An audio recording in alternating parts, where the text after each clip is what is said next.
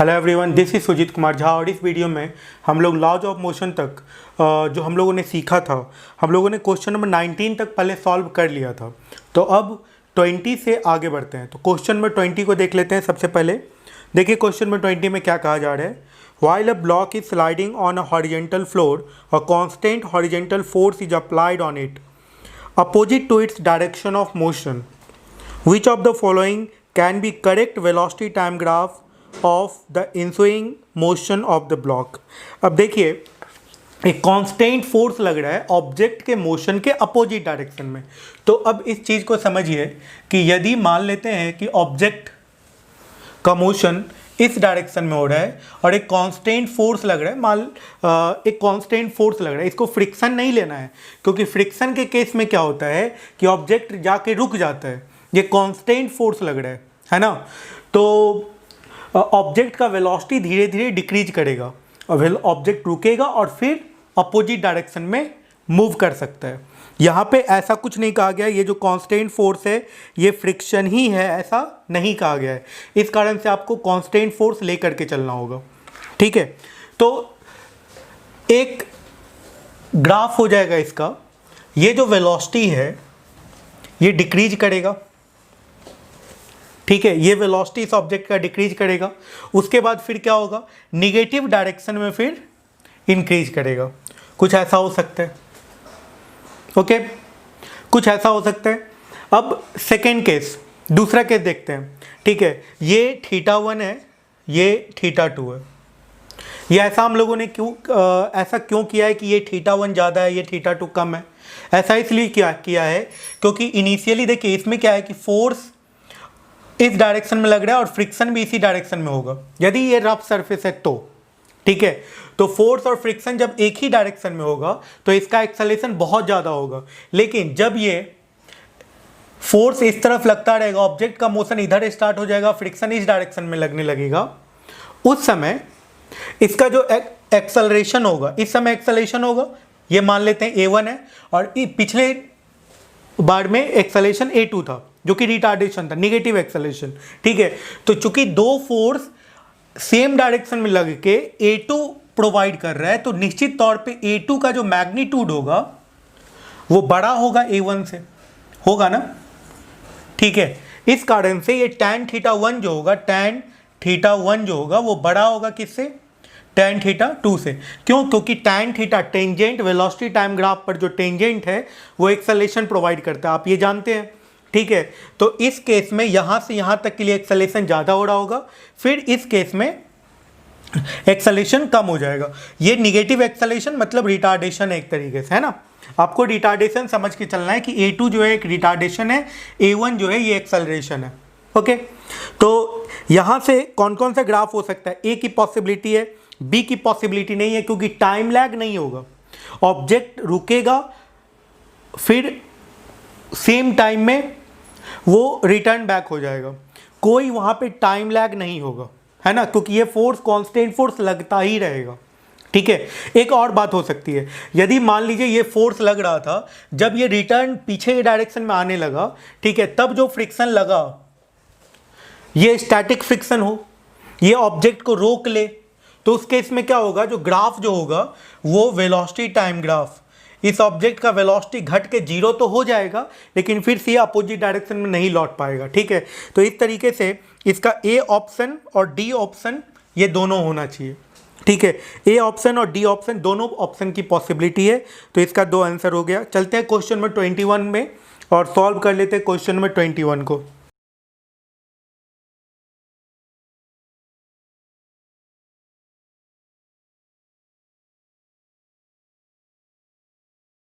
देखिए क्वेश्चन में 21 में क्या कहा जा रहा है। A rod is inserted between two identical blocks A and B place close to each other on a horizontal floor which is not frictionless. मतलब ये जो सरफेस है ये रफ है। If the upper end of the rod is pulled horizontally by gradually increasing force F which of the block will start sliding first. तो आप इस point को समझिए कि ये ब्लॉक है और ये रॉड है एक तरीके से लगा हुआ यहाँ पे, और ये ऑब्जेक्ट है, इस पे फोर्स ऐसे लगाया जा रहा है ना। यदि ऐसे फोर्स लगाया जाएगा तो यहाँ पे फोर्स F लगाया जाएगा, ये धीरे धीरे धीरे यहाँ पे जाते जाते यहाँ पे कितना हो जाएगा, इस फोर्स का वैल्यू 0 हो जाएगा। ठीक है, तो जब आप इसको इस तरफ से इस तरफ पुल कीजिएगा, ठीक है, तो इस सरफेस पे ज़्यादा लार्ज अमाउंट ऑफ फोर्स लगेगा। यहाँ पे F1 लगेगा, यहाँ पे धीरे धीरे ये घटते घटते 0 हो जाएगा, क्योंकि ये रफ सरफेस है, ये सीधा स्लाइड करना शुरू नहीं करेगा, है ना। समझ रहे हैं ना आप। यदि इस पे इधर के डायरेक्शन में फोर्स लगाइएगा तो इस पे फ्रिक्शन लगने लगेगा, जो कि इसको रोकेगा, इस तरफ स्लाइड होने से रोकेगा, इस पे फ्रिक्शन इस डायरेक्शन में लगने लगेगा। ठीक है, तो ये स्लाइड होने से, इस रॉड को स्लाइड होने से ये रोकेगा। ओके, आपने देखा होगा यदि रोलिंग मोशन का यदि आपको याद हो तो ऑब्जेक्ट पे जब फोर्स इस तरफ लगता था तो फ्रिक्शन इस तरफ लग जाता था, स्फीयर सब के केस में, है ना। तो ऐसा ही कुछ यहाँ पर भी होगा, तो फ्रिक्शन इस पे इधर लगने लगेगा, जिस कारण से ये रॉड का मूवमेंट जो पीछे के डायरेक्शन में होता है, ये जो पीछे स्लिप करता वो रुक जाएगा, जिस कारण से ये वाला जो ब्लॉक है, आगे वाला जो ब्लॉक है, ब्लॉक बी पहले स्लाइड कर जाएगा। तो ब्लॉक बी स्लाइड फर्स्ट। तो इस क्वेश्चन का आंसर क्या होना चाहिए था, बी ऑप्शन इस क्वेश्चन का सही है। समझ गए ना। चलिए फिर क्वेश्चन में 22 में चलते हैं।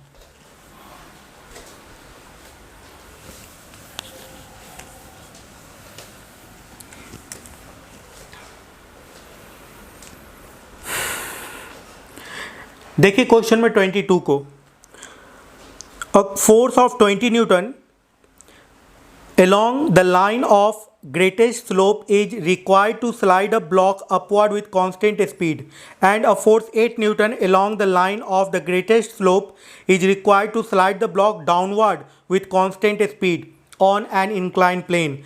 The force of friction between the block and the plane is। तो देखिए इस क्वेश्चन में क्या कहा जा रहा है, एक इंक्लाइंड प्लेन है जिसका इंक्लाइनेशन कोई थीटा मान लेते हैं, ठीक है। इस ऑब्जेक्ट पे एक फोर्स लगा के जब ऊपर के डायरेक्शन में इसको स्लाइड करना हो तो फोर्स ऑफ फ्रिक्शन किधर लगेगा, जब इसको ऊपर स्लाइड करना रहेगा तो डाउनवर्ड लगेगा। तो फोर्स 20 न्यूटन का फोर्स रिक्वायर्ड होता है ना, तब जाके ये कांस्टेंट वेलोसिटी से कांस्टेंट स्पीड से ऊपर के डायरेक्शन में स्लाइड करता है। ठीक है, इसका मास m मानते हैं तो इस तरफ क्या लग जाएगा, mg साइन थीटा लगेगा। ठीक है, तो इस क्योंकि कांस्टेंट स्पीड से स्लाइड कर रहा है ना, इस कारण से आप कह सकते हैं कि 20 न्यूटन का वैल्यू इन दोनों के सम के बराबर होगा। तो 20 का वैल्यू क्या हो गया, mg sine theta plus friction, कुछ ऐसा हो गया। अब सेकेंड केस देखते हैं, जब इसको डाउनवर्ड स्लाइड करना है तो क्या होगा, डाउनवर्ड स्लाइड करना है मतलब इस ऑब्जेक्ट पे अब 8 न्यूटन का यदि फोर्स लगा दिया जाए, सेकेंड केस पढ़िए, 8 न्यूटन का फोर्स नीचे लगाया जाए तो mg साइन थीटा तो डाउनवर्ड ही लगता रहेगा ना भाई, और फ्रिक्शन अब किस तरफ लगने लगा, पीछे के डायरेक्शन में लगने लगा, काइनेटिक फ्रिक्शन। ठीक है, तो अब क्या हो जाएगा 8 plus mg sine theta that is equals to friction. आपको कैलकुलेट क्या करना था, फ्रिक्शन का वैल्यू कैलकुलेट करना था, है ना। तो आप क्या कीजिए, mg साइन थीटा के जगह पे फ्रिक्शन माइनस 8 पुट कर दीजिए, तो 20 equals to friction minus 8 plus friction. Friction का वैल्यू कितने के बराबर आ गया, 14 newton, and this is the final result. तो इस तरीके से क्वेश्चन नंबर 22 भी बन गया। चलते हैं क्वेश्चन में 23 में, क्वेश्चन में 23 को सॉल्व कर लेते हैं।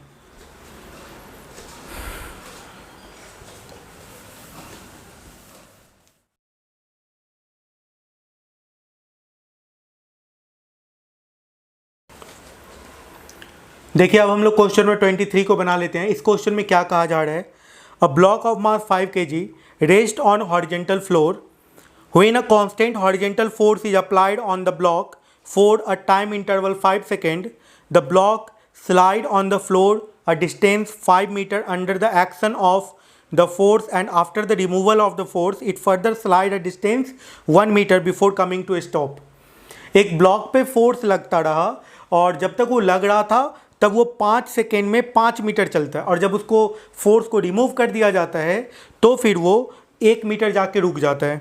ठीक है, इस क्वेश्चन में पूछा जा रहा है मैग्नीट्यूड ऑफ अप्लाइड फोर्स का वैल्यू, मैक्सिमम स्पीड का वैल्यू, कोफिशिएंट ऑफ फ्रिक्शन का वैल्यू, और कितना देर फोर्स रिमूव करने के बाद ऑब्जेक्ट चला इसका वैल्यू। ठीक है, तो अब देखिए इसमें क्या कहा जा रहा है, क्वेश्चन को यदि हम लोग बना लें तो एक ऑब्जेक्ट पे एक कांस्टेंट फोर्स लग रहा था, इसके अपोजिट डायरेक्शन में इस पर फ्रिक्शन लग रहा होगा, इसमें एक्सेलरेशन इस तरफ हो रहा होगा। ठीक है, ये क्या है, 5 सेकेंड में 5 मीटर चला है। 5 सेकेंड में कितना मीटर चला है, 5 मीटर, और u का वैल्यू 0 है, मतलब इस ऑब्जेक्ट पे फोर्स लगना शुरू किया तब ये एक्सेलरेट किया, मतलब u का वैल्यू 0 है। तो आप यहाँ पे s equals to half ATA² लगा सकते हैं और कैलकुलेट कर सकते हैं एक्सेलरेशन का वैल्यू। तो एक्सेलरेशन कितना आ जाएगा बताइए। तो एक्सेलरेशन का जो वैल्यू आएगा वो कितने के बराबर आएगा, 5 equal to half a into 5 का स्क्वायर, कुछ ऐसा हो जाएगा। ठीक है, तो एक्सेलरेशन का वैल्यू आ गया 10/25 that is equals to 0.4 metre per second square. This is the acceleration. तो इसका मैक्सिमम स्पीड भी आप निकाल सकते हैं v equal to u plus AT से। तो ये क्या होगा, 5 सेकेंड पर जब फोर्स को रिमूव किया गया उस समय का जो स्पीड होगा वही ना मैक्सिमम स्पीड होगा। तो इसका स्पीड मैक्सिमम कैलकुलेट कर लीजिए। u का वैल्यू 0 है, a का वैल्यू 0.4 है और t का वैल्यू है 5 सेकेंड। तो v का वैल्यू कितना आ गया, 2 metre per second is the maximum speed. यही ना इसका मैक्सिमम स्पीड।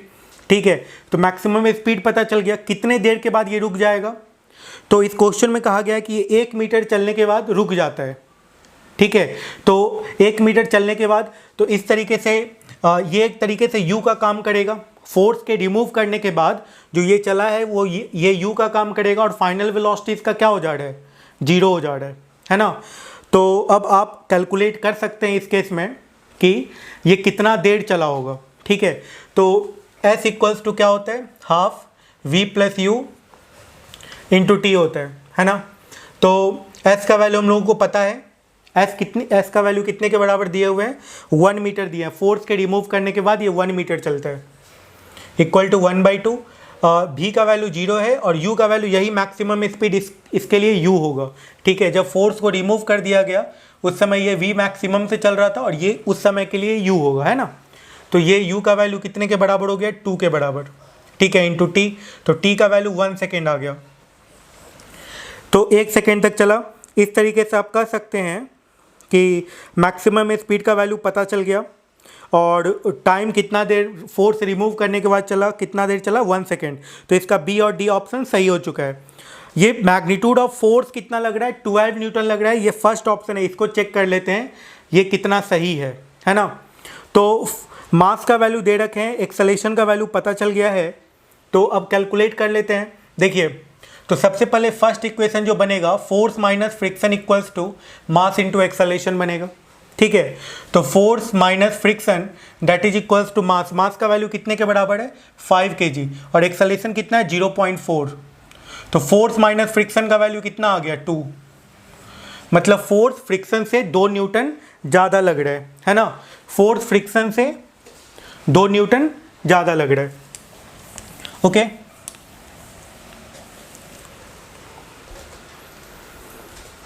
ठीक है, तो फ्रिक्शन का वैल्यू कितने के बराबर है, फ्रिक्शन निकलेगा जब फोर्स को रिमूव कर दिया जाता है तब तो सिर्फ फ्रिक्शन ही लग रहा था ना भाई। तो फ्रिक्शन कितना लग रहा था, फ्रिक्शन का वैल्यू था मास इंटू रिटार्डेशन, और रिटार्डेशन का वैल्यू कितना था वो आप कैलकुलेट कर सकते हैं।